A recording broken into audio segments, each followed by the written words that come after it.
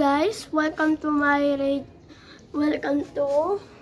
channel, Radiant Channel. So, ngayon i-review natin tong Glock 17 ng kapatid ko dahil yung akin ay nasira. So, loaded na siya. At ito naman ang aking P1977. Kaya kayong pangako ko sa inyo na ipapiring ko to. So, let's go. Re-reloadan ko lang. May target na ako naka-ready at nasira ang kanya stock na upuan ng kapatid ko. So, re-reload natin.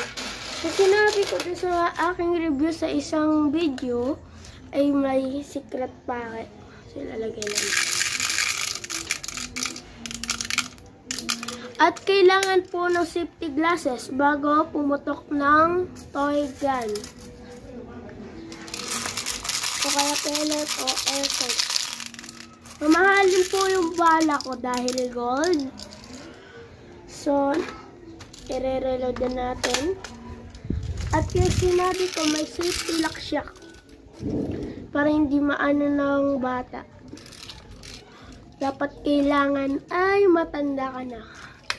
10 o kaya 11 or 12. Pero pang 18 kasi ito eh. So, pinayagan na ko ng daddy ko mag-pellet yan.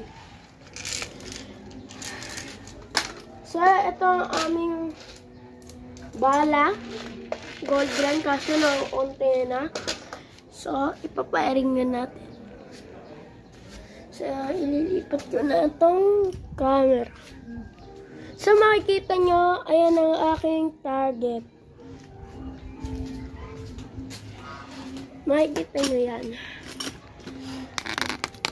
Yan ang aking target. Paraanin nyo na lang dyan. Okay, firing! 3, 2, 1.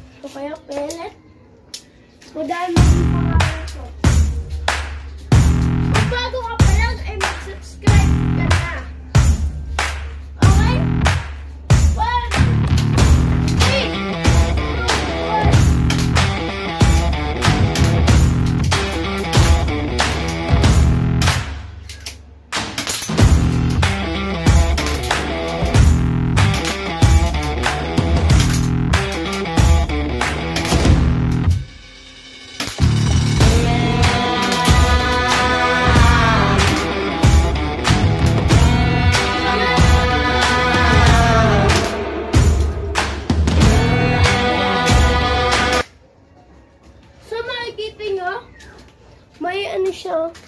So, makikita to. At may lock rin siya. Ayun na po ang ating katapusan ng video at mag-subscribe ka na rin. Thank you! Bye-bye!